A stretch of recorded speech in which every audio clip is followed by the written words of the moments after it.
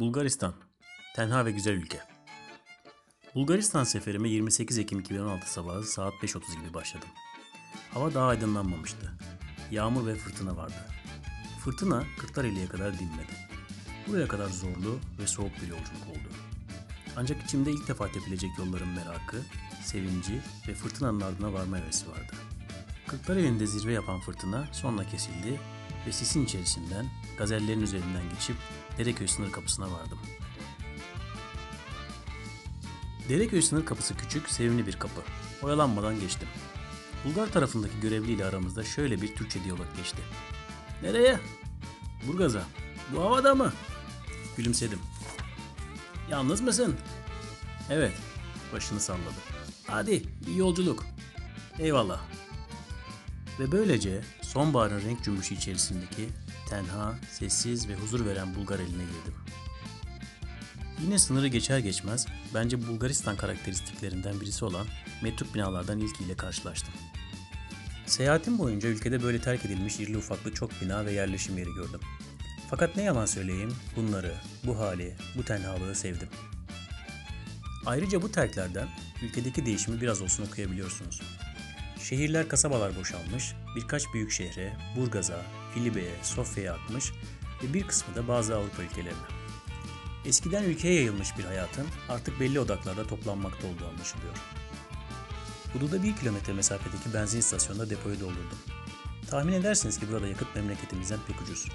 Tüm ülkede benzin istasyonlarında bedava internet var. Kimi arkadaşlar uyarmıştı. Bu mevsimde sınırdan Burgaz'a doğru devam eden yol ıslak olur, virajlar kaygan olur diye. Motorumda rodajını henüz tamamlamış yeni lastiklerim Michelin Pilot Road 4 vardı. Bu yol ve tüm gezi boyunca herhangi bir sorun yaşamadım. Zaten Burgaz'dan sonra da yağış görmedim. Bolca kuru soğuk vardı. Sınırdan sonrası ıstırancalar. Bizim Kırklareli ve civarının o müthiş doğasının devamı. Burgaz'a kadar kimi zaman dar, kimi zaman genişleyen, bol virajlı yollardan, kimi zaman içinde birilerinin yaşayıp yaşamadığından şüphe ettiğim kasabalardan geçerek ve yolda tek tük araçla karşılaşarak sürdüm. Gördüğüm araçların bir kısmı son derece eskiydi ama sorunsuz gidiyorlardı. Bulgar yolları önceden fark edilebilen hazırlıksız yakalanmadığınız birkaç çatlak ve çukur dışında hiç de fena değil. Birçok şehrin girişinde polis ekipleri gördüm. Ancak 4 gün süren seyahatim boyunca herhangi biri tarafından durdurulmadım. Geçtiğim kimi kasabada yol kenarında merakla bakan insanların önünden Braşliyan, Zvezdets, Kruševac üzerinden sürdüm. Hemen söyleyeyim, Bulgaristanlı ile ilgili birçok uyarı almış olsam da, hatta oradan geçme bile diyenler olsa da ben en ufak bir sorun yaşamadım. Tam tersine çok güzel bir deneyim olduğu için bu hikayeyi anlatmak istedim.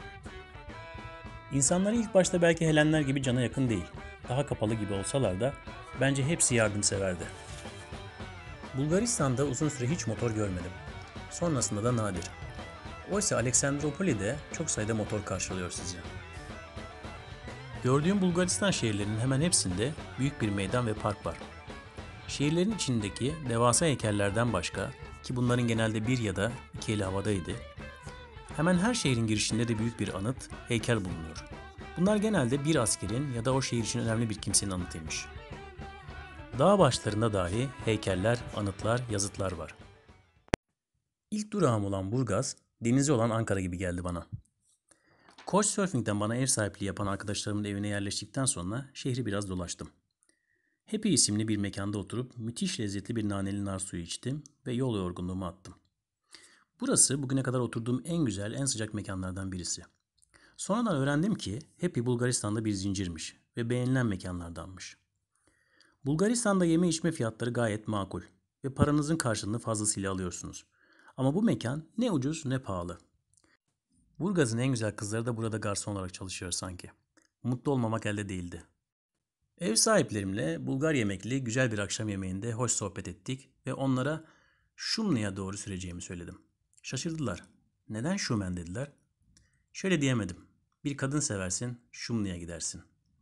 Bu kısmı geçip Şumlu'nun arkadaşımın annesinin daha 1 yaşındayken Türkiye'ye göç ettiği şehir olduğunu, aslında bu yolculuğa birlikte çıkmayı planladığımızı, bu sebeple rotamda Şumlu'da olduğunu, fakat hava muhalefeti sebebiyle artçımın yola çıkmayı göze alamadığını anlattım.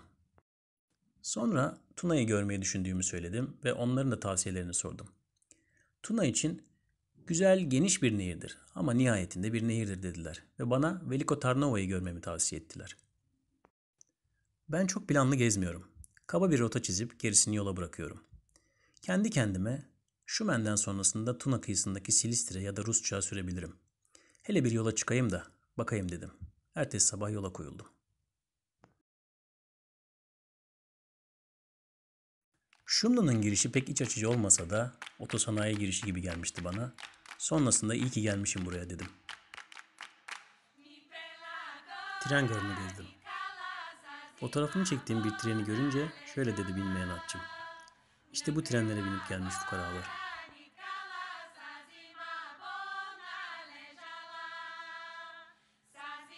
Şehirde koca bir park. Park önemli. Filibe'de tanıştığım bir arkadaşım neden Filibe'de yaşadığına dair şunları söyledi. Benim büyüdüğüm şehirde büyük bir park yoktu. Böyle parklar insanın mahremiyeti ve huzuru için gerekli. Onun için Plovdiv'de yaşıyorum. Ayrıca benim anladığım kadarıyla Bulgarlar doğayı seven ve sayan insanlar. Unutmadan, Bulgaristan'ın bir kısmında İngilizce ile dil sorunu çekebilirsiniz ama Türkçe ile çekmezsiniz.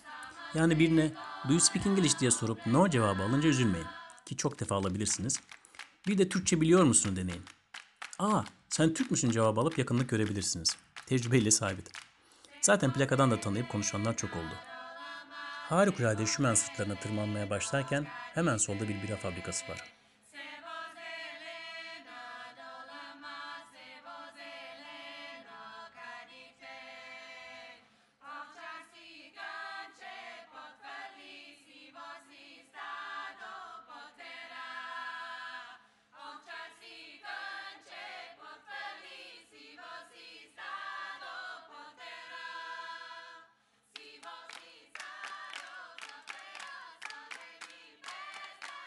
Burada bir gök gözlem evi de var.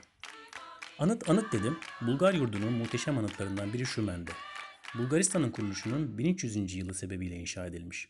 Çok etkilendim. Ben sırtlardan, yukarı kısımdan dolana dolana, seyre dala dala gelmiştim. Şehirden 1300 basamakla da çıkabilmek mümkün anıta. Hemen girişte Türkçe kılavuz da edinebilirsiniz.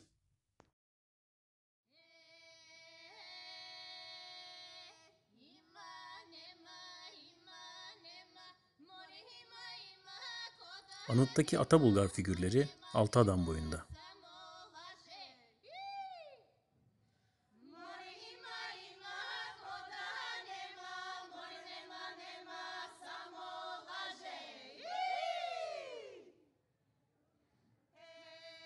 Burada Tuna'yı görmekten vazgeçip bir dahaki sefere Romanya'ya sürerken artık yönümü Veliko Tarnova'ya doğru çevirdim.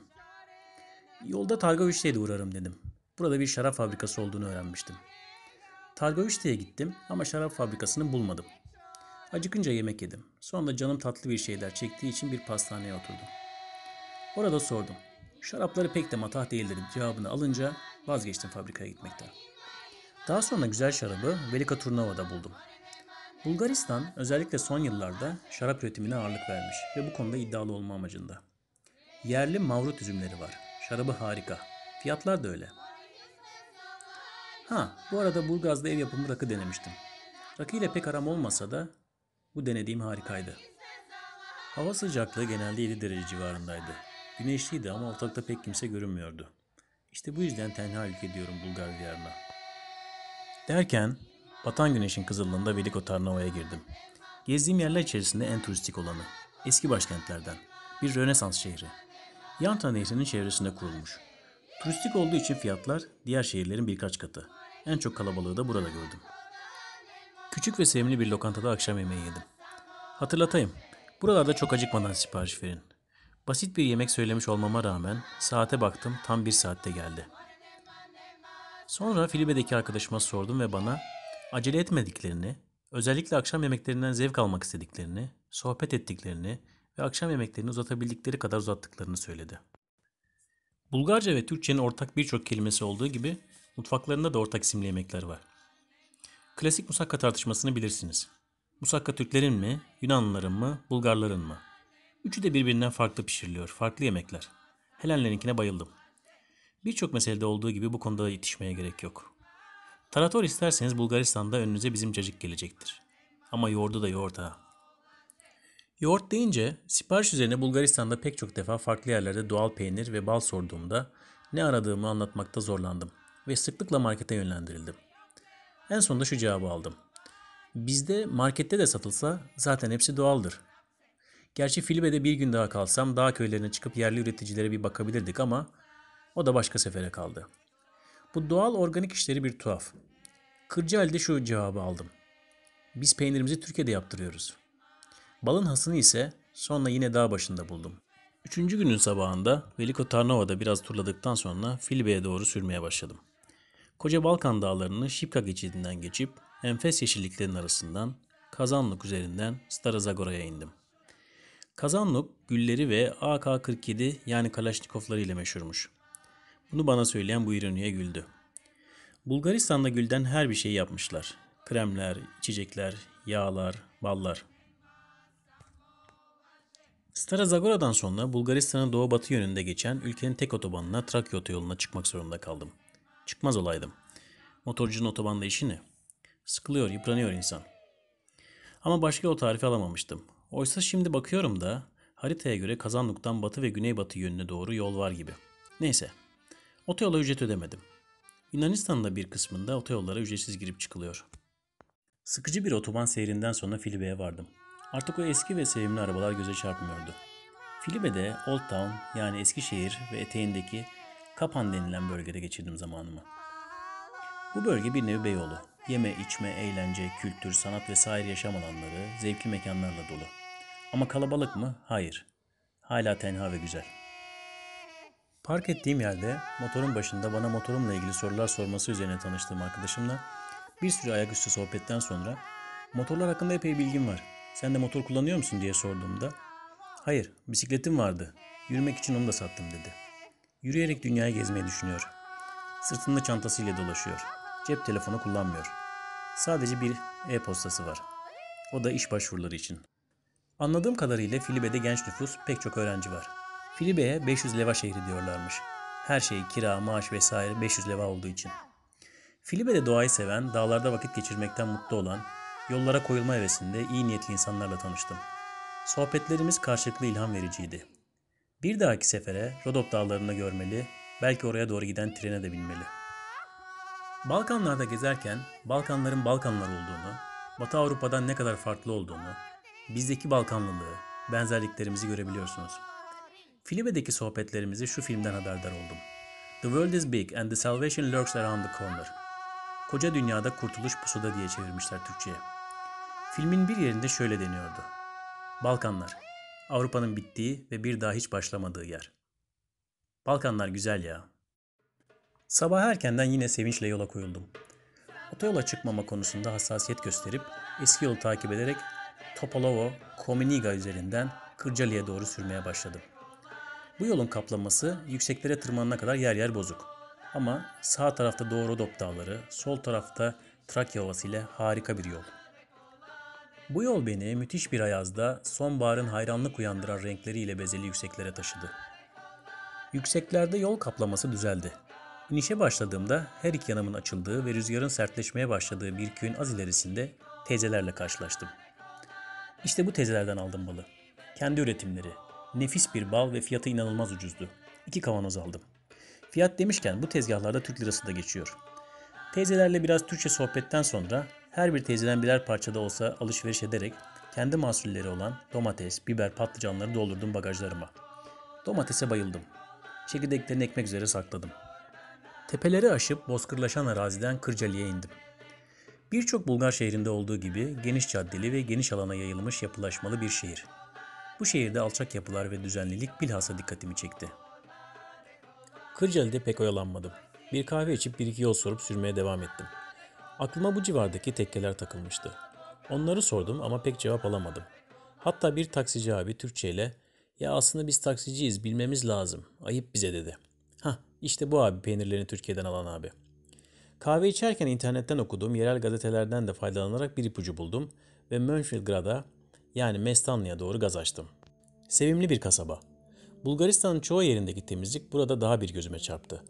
Mestanlı'nın içinden geçip kendimi yaylalarına doğru vurdum. Köyler arasında bir teke gibi sektim durdum. ve gezimin en güzel etaplarından birini tecrübe etmiş oldum. Tatul yakınlarında antik bir pagan tapınağı olan Orpheus Tapınağı, tekkeler, köylülerle ayaküstü hoş sohbetler, seyrine doyum olmayan manzaralar, bir görünüp bir kaybolan ceylanlar, arazilerde geviş getirerek ve sükunet içerisinde beni gözleyen büyükbaş hayvanlar. İnsanın ruhunu tazelemesi için harika yerler buralar. Bana sormuşlardı, deli misin motor aldın diye. Delirmemek için diye yanıtlamıştım. Yaylalarında iyice hafifledikten sonra Mestanlı'ya indim. Karnımı doyurayım diye. Gittiğim yerde çorba var mı diye sordum. Fasulye çorbası var dediler. Bizim kuru fasulye yemeğiymiş. Güzeldi. Bu kadar güneye kadar inmişken memlekete dönüşü Aleksandropoli İpsala üzerinden yapayım dedim. Aşağıya Makaza'ya doğru sürmeye devam ettim. Varbitsa Nehri'nin kıvrımları ve menderesleri arasından kaymak gibi bir yoldan kapıya vardım. Bulgaristan-Yunanistan geçişinde tüm araçlar gibi benim de tüm evraklarımı kontrol ettiler. Böylece Hellas topraklarına girmiş oldum. Sınırdan hemen sonra coğrafya ve iklim değişti gibi geldi. Bu algım kadim yurtların seçilmesinde, belirlenmesinde, belirginleşmesinde, kültürlerin oluşmasında, coğrafya iklim gibi doğal unsurların etkisini düşündürdü. Bu düşüncelerle ve gülümseyerek akşama doğru devam ettim. Yanlış yol yoktur, yeni yol vardır. Tekerinize taş değmesin.